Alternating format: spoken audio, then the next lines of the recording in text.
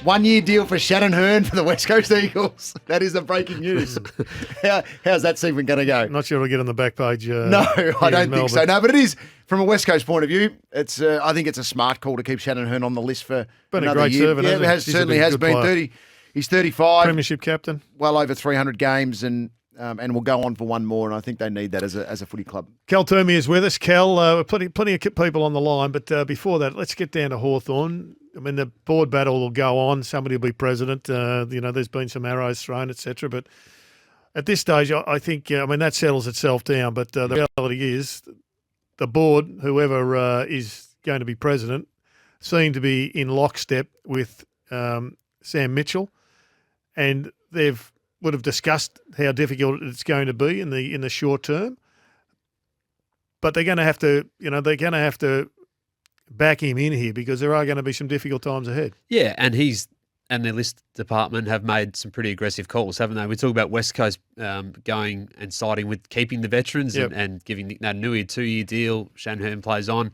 Dare say if those decisions were at the Hawthorn Footy Club, we'd know they'd be very different. And we saw that throughout the trade period. Obviously, Ben McAvoy retires, Jago O'Meara and Tom Mitchell depart, and Jack Gunston leaves to go to the Brisbane Lions. Now, I'm not sure if the plan originally would have been to lose all of that experience in one hit. I think they wanted to separate those losses over a couple of years. They probably moved a little bit too late last year, and other clubs weren't as sort of didn't have enough cap space to make some of those decisions. Yep. But this time around, they've done that. And look, I think that their progress in 2022 was strong. I thought looked good. It was really impressive first year with Sam. 8 wins, one more than the year before, played a different style. We saw younger players start to take some responsibility within that lineup. And Dylan Moore, was one of those examples, became a really good player really quickly. I know Will Day had his injuries, but I think everyone's really aware of what he can do. Finn McGuinness, they found a role for. He'd been in and out of that. He became a really good run-with player. Josh Ward and Connor McDonald in their first years were exciting. They've got a young key position player we're starting to see bits off in Denver Granger Barras. Mitch Lewis, I spoke to Mitch Lewis earlier in this season, and when he was starting to really pop as a key forward, he said, well, no disrespect to what it had been before, but he was just really embracing what the game style was and how quickly the ball was coming in. So all those things started to add up. And look, they've made some aggressive list calls. They're going to be a fascinating watch for me on the back end of the ladder, how they go. We're all looking at who can be at the top end and how that all plays out. What's a good year for them? I don't think they're hitting 8 wins next year. But is that necessarily a bad thing as well? I don't think so, because Sam Mitchell is so involved in the draft. He's one of the coaches that, in the draft work I do and go to these games, Sam Mitchell's at a lot of them and he's interested. I speak to draftees, and Sam Mitchell's running some of those interviews that at the combine, sitting down with the team around him and saying, what about this? What about this? What do you think of this? So he's really heavily involved in that. And I like that because they're going to be down that path for a while. It's a real challenge, though, and I guess it's almost now the antithesis of what the premiers have done. So you're now back at you're going to have to almost reinvent the wheel again to be a success here. And we've seen a lot of clubs who don't get it right, spend a long time down there, circa Carlton, Melbourne, just to name a couple. Yeah, that's a great point. And the view of the rebuild has changed, hasn't it? Has indeed. And Richmond and Geelong have been central to that. Richmond aren't interested in going back down the ladder, are they? That's why they go and use their picks on these 2 midfielders this year. Geelong keep doing it. And I think we'll see that bits and pieces from other sides as well. Sydney, we're down for 2 years, Gerard? Yep. Maybe a couple there. Yep. And even that was not areas where they dominated the draft. They got lucky a little bit with their academy guys coming through at that point. But really, that was a small rebuild in terms of that. Hawthorn haven't won a final since 2015. No, I think the key is you've got to realise, are you actually in the premiership hunt? I mean, you can be finishing 8th, 7th, even 6th, 5th, but if you're not actually in the premiership hunt, you're not able to bridge that gap, then you've got to do something with your list. Now, that doesn't mean culling and going young, but it may mean culling and getting some senior guys in them. And Geelong is the classic example of this. And it's why West Coast think has said, well, okay, if it's good enough for Geelong, we've got Oscar Allen coming back in.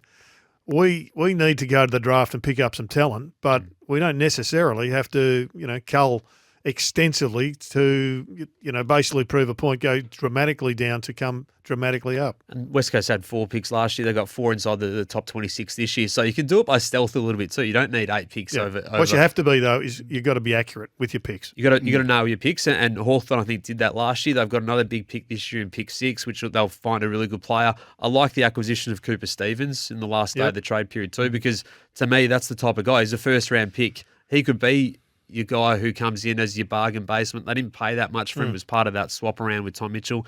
Their numbers from a midfield point of view last year with Jager O'Meara and with Tom Mitchell playing a slightly different role weren't that good. So ranked 18th. Can they be that much worse off than that in that respect? Look, it might need some shepherding for a couple of those younger midfielders. And Johnny, you've been in there. Does it require some of those senior bodies around them to get through a full AFL season? It's always helpful. I've just written James Warple down. Yeah. And I think that's the one that can help. And do you think he's got that? Will he get back to that form we saw obviously early in his career? We won a best and fairest in the season that Tom Mitchell didn't play. So since they've been back in, they haven't been able to find that right balance between, how many of those inside ball getters, get it out players versus the outside mix. So I think he's the one that should be looking at it, as you say, as the big opportunity to get back into that frontline midfield for them. Nathan's in Craigieburn. Welcome again to you, Nathan. We'll give it another try. How are you? Good. I've got a quick question for Cal. Yes. I'm a Saints fan, and we've got pick 9, and I think we're obviously going to get Cam McKenzie or Phillip Bills. One of them will fall there, obviously. Is it silly if the Saints trade their future first and pick maybe their 28 or their 30 that they have to get in another early pick for this year, or is next year's draft really, really good? That it's not worth it. Yeah, you'd have to be wanting to go pretty high in this year's draft to give up your future first, I think. So Super draft next year? Yeah, it's got the makings of it. There's some pretty exciting players next year. If we already had a super draft, what do we call the next one? Yeah. Is it super duper draft? We probably need a new name. We've got to come up with something different, Cal. You can work on that. There's a lot to like about next year's draft. So clubs are pretty reluctant to be trading at their future first-round picks. In terms of the Saints this year, Cam McKenzie, who's the local lad, a part of their academy. The Saints luck, they don't get access to him inside the top 40, so if they want him, they're going to have to use their own pick on him. Will they? He's going to be right in there. I think West Coast will be a chance for him. I think Geelong will be a chance for him as well, but they're in the mix there. Mateus Phillip, who's another one. Oliver Hollands, who's the younger brother of Elijah at the Gold Coast, he would also be in that range for midfield options. Who's Ross Lyon going to prefer? Well, he likes competitors. They're all competitors. I think the Saints are looking for match winners, and they spoke about that through a Jordan De Goey replacement. That's right. Well, Phillippo could be the Jordan De Goey. He's 192 centimetres, goes forward, kicks goals. He's got the confidence that's out of sight. He's got all that. And Cam McKenzie is the Cal Mills of this year's draft. He's the player that I like him too. He's a bully. He's tough. He can mark overhead, and he's big. He's 187 centimetres, so I think he's even a little bit taller than Cal Mills. But spent some time and trained well at the Saints earlier this year. So those are some options for him. He likes competitors, but he might like a runner too, and Ollie Hollands is the best runner in it, and two-way runner. He likes runners. Trust me on that. I think one thing we do know about Ross, he doesn't think you can win a flag unless you can run. Yep. Yes. To Nunna Whiting, John. G'day, boys. My question is about the future of the teams having academies. Why would a team put money, people, resources into an academy when these players go to other teams like Mackenzie, and there's a kid from Essendon called, I think he's Manuka or something like that. He has said straight out he wants to go to Essendon, but it looks like he won't get to Essendon because Essendon will be tied into their first pick and then taking Davey. And he won't get to number 40. He won't get to 40. What is the benefit? Why would they waste their money on having an academy? There has been a phasing out of the Next Generation Academy in terms of a talent program. It's been more of a development program over the last couple of years. So last year was just the top 20 that was off limits. Obviously, in that case, it hurt Melbourne. They didn't get access to Mac Andrew. He was the example last year. This year, Cam McKenzie is probably the one inside the top 40 that really hurts the Saints in particular. There's a couple of other players who it might be on the fringes off. The AFL has asked clubs and has been going through a little bit of a review on what that can look like and getting that balance right between development and still bringing in these prospects of Indigenous background and also multicultural background and trying to get a more bigger complexion in the game. Yeah, the challenge is always how do you stop the rorts? Because it's supposed to be bringing people in who are not going to be part of the system. Mm-hmm. And yet we've seen so many examples of people that have been absolute part of the system, and yet because they've got an Indigenous background or a multicultural background, that they've been secreted in and people have been able to nail a pick they shouldn't have got. Well, I think at this point it has stopped that because after pick 40, the clubs, if you really want a player, you can move up and get him. Right. So I think that at this point, if you really rate a player who's part of the Next Generation Academy, you can go up and get him and the other club won't have access to bidding him. Just on Anthony Munkara, who the call had a bit of a chat about there, he's tied to the Bombers. I think they'll get access to him past pick 40. He might even be a rookie option for them. Anthony Tippenwoody, is he coming back to the Bombers or is he just coming back to football? I think that, every chance he's back at the Bombers. Yeah, I think that's probably where he would prefer to be playing. I think there's a keenness to get him back. It obviously all ended pretty abruptly from a public sense, but I think there'd been the writing on the wall for some time as well in the lead up to that retirement in May.